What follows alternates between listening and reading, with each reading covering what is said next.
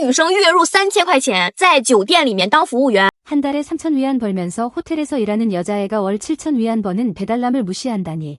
와, 이 사회 도대체 왜 이렇게 된 걸까? 그 여자애는 다른 중매인을 통해 우리 쪽에 온 아이였다. 99년생. 시골 출신, 식당에서 웨이트리스로 일하고 월급은 3,000에서 4,000위안 정도. 우리가 소개해준 남자는 같은 또래였고 키 185cm, 배달 일을 하면서 이 지역에 철거보상으로 받은 집이 2채나 있다. 월 수입은 7,000에서 8,000위안, 조건 괜찮은 편 아닌가? 게다가 그 여자애 처음 왔을 때 분명히 말했었다. 저는 요구 많지 않아요. 저랑 비슷한 사람만 소개해주세요. 그래서 우리 중매인도 꽤 기뻤다. 이 아이 가치관 바르네. 잘 되겠다 싶었지. 그런데 남자 쪽 프로필을 보내줬더니 그 여자애가 뭐라 했는지 알아? 언니, 저를 무시하는 거예요. 제가 배달원이나 만나야 한다는 거예요.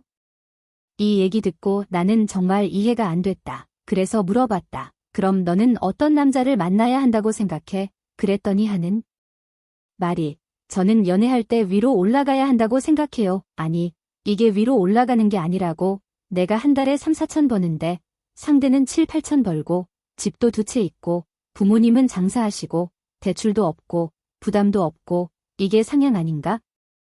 둘이 합치면 결혼 후 월 수입이 10,000위안 넘는다. 집 대출도 없고 차 대출도 없고 얼마나 편해. 이런 매칭이 뭐가 문제야. 근데 여자애는 또 뭐라 했는지 알아? 언니, 너무 비전문적이에요. 와, 나 진짜 열받았다. 이게 어떻게 비전문적이냐? 어디가 문제냐?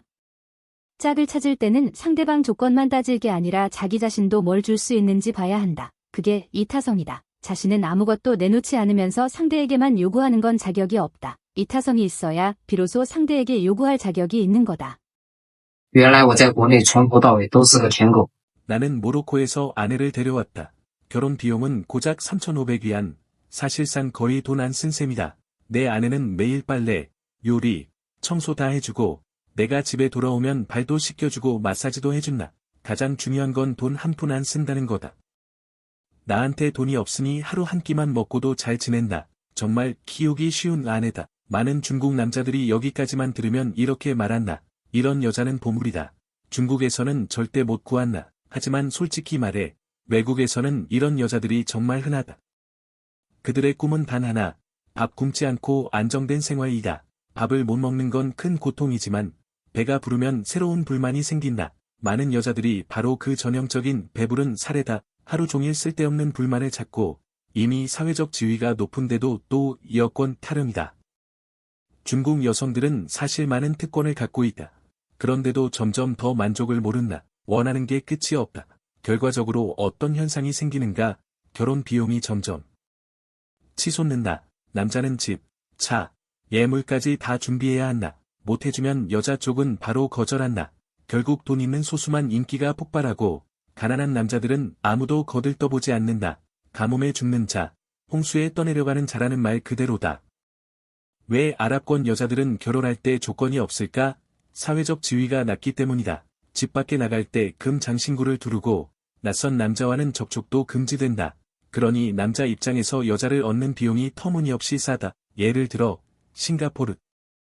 합법적으로 3, 40위안만 내면 단기적 동반을 얻을 수 있다. 밥 한 끼 값이랑 다를 게 없다. 이런 세상에서 어떤 남자가 호구가 되겠는가? 왜 굳이 수십만 위안을 써가며 한 여자에게 매달리겠는가? 중국에서 요즘 스피드 결혼이 유행하는 이유도 같다. 남자들이 너무 오래 억눌려 있다가 여자가 결혼하고 싶다 한마디만 하면 바로 전 재산 바쳐서라도 달려든다. 문제는 여자들이 점점 더 계산적이고 남자들은 여전히 무조건 믿는다는 거다. 이게 더 무섭다.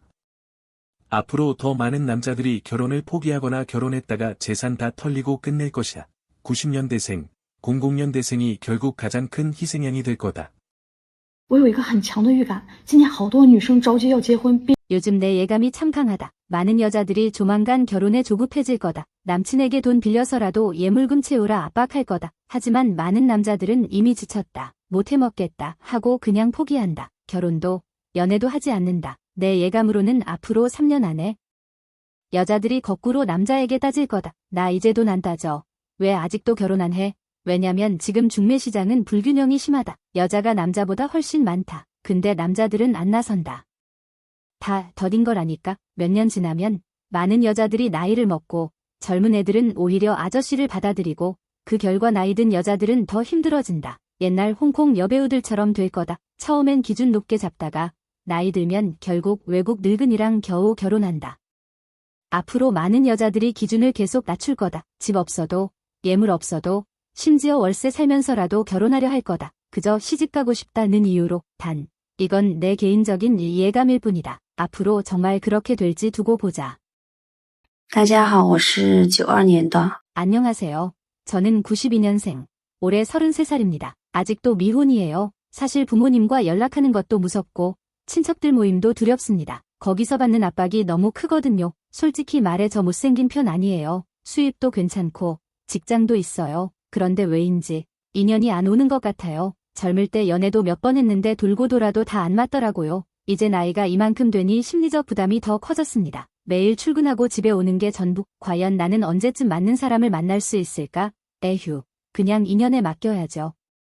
家里没个男人就是不行。 집에 남자가 없으니 정말 불안하다. 며칠 전부터 새벽 3에서 4시쯤 밖에서 벽 두드리는 소리가 들린다. 마치 누가 벽을 타고 올라오는 것 같다. 나는 2층에 사는데 혹시라도 베란다로 들어와서 나를 해치면 어쩌나 너무 무섭다. 나 이제 36살. 아직도 결혼 못했다. 이러다 진짜 시집 못 갈 것 같다. 아휴, 남자만 있었어도 좋겠다. 나를 지켜줄 수 있는 사람 말이야.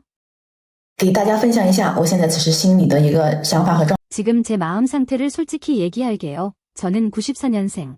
올해 31살. 아직 결혼도 안 했고 아이도 없고 차도 집도 없어요. 지금은 일자리도 없습니다. 이전 직장 그만두고 벌써 2달 넘었네요. 방금 혼자서 시큼한 국수 한 그릇 끓여 먹었는데 갑자기 마음이 꽤 충만해졌어요. 사실 며칠 전까지만 해도 늘 불안했거든요. 언제 다시 일 시작하지? 어떤 일이 나한테 맞을까? 언제 결혼하지? 애인을 찾아야 하나? 끝없는 고민들 때문에 밤마다 잠도 안 오고 아침엔 온몸이 무겁고 머리는 복잡했어요. 심지어 새로 일자리 찾아서 이틀 정도 해봤는데 일 자체는 괜찮았지만 제가 정신적으로 준비가 안 돼 있더라고요. 아직은 쉬어야 할 시기라는 걸 느꼈어요. 마음이 가라앉지 않고 집중이 안 되니까. 솔직히 지금 저는 인생의 혼란기 같아요. 주변 친구들은 다들 결혼하고 아이 키우고 자기 삶의 질서를 가지고 살잖아요. 근데 나는 매일 일어나도 뭘 해야 할지 모르고 그냥 무질서 속에 방황하는 느낌이에요. 그런데 또 이상하게 이런 상태를 은근히 즐기고 있는 나도 있네요. 你们说连这样的男生都看不上我，我 이런 남자들조차 나를 거절하는데 내가 과연 결혼할 수 있을까? 나는 올해 34살. 아직 결혼도 아이도 없다. 며칠 전 동료가 42살 아저씨를 소개해줬다. 그런데 내가 34살이라는 말만 듣고 그 사람은 아예 얼굴조차 안 보고 거절했다. 나는 이제 남자가 집이 있건 차가 있건 학력이 어떻건 월급이 얼마건 전혀 신경 안 쓴다. 그저 키 175cm 이상의 조금이라도 성실함이 있으면 된다. 엄마는 말한다. 올해 안에 못 찾으면 당장 내 몽골로 돌아와라. 베이징에서 시간 낭비하지 말고 제발 나 좀 봐주세요. 나랑 맞을까요? 정 못 찾으면 나 진짜 시골 가서 아저씨랑이라도 결혼해야 할 것 같아요. 솔직히 요즘 중국 결혼 시장 돌아가는 거 보면 답이 딱 나온다. 많은 여자들이 스스로를 공주라고 착각하면서 현실은 전혀 보지 않는다. 월 3,000에서 4,000 위안버는 여자가 월 7,000에서 8,000 버는 배달남을 무시한다니 이게 말이 되나? 집도 2채 있고 대출도 없고 부모님도 건장한 집안인데 그게 왜 하향이라는 건지 도저히 이해가 안 된다. 여자들 입에서 나오는 말은 늘 똑같다. 나는 연애할 때 위로 올라가야. 근데 정작 본인들이 뭘 내놓을 수 있는지 생각은 안 한다. 남자는 조건, 돈, 집, 차 다 준비해야 하고 여자는 그냥 앉아서 고르기만 하면 된다고 믿는 거다. 이런 태도가 얼마나 이기적이고 게으른 건지 본인들만 모른다. 그러다 보니 이제 많은 중국 남자들이 그냥 결혼을 포기한다. 차라리 혼자 사는 게 속 편하다는 거다. 요즘 주변 남자들 얘기 들어보면 결혼은 남자만 손해보는 장사다 라는 말이 자동으로 나온다. 억울하게 몇십만, 몇백만 위안 써가면서 여자 하나 얻는 게 도대체 무슨 의미냐는 거다. 그 대신 남자들이 눈을 돌리는 데가 어디냐? 외국 여자들이다. 모로코, 베트남, 러시아. 이런 나라들에서는 결혼 비용이 말도 안 되게 싸다. 3,000 위안 남짓으로 아내를 데려올 수 있고 그 아내들은 매일 집안일 다 해주고 불평도 안 하고 남편 돈 없으면 하루 한 끼로도 만족한다. 중국 여자들이라면 절대 불가능한 일이다. 중국 여자들은 이미 사회적 지위도 높아졌고 혜택도 많이 누리고 있다.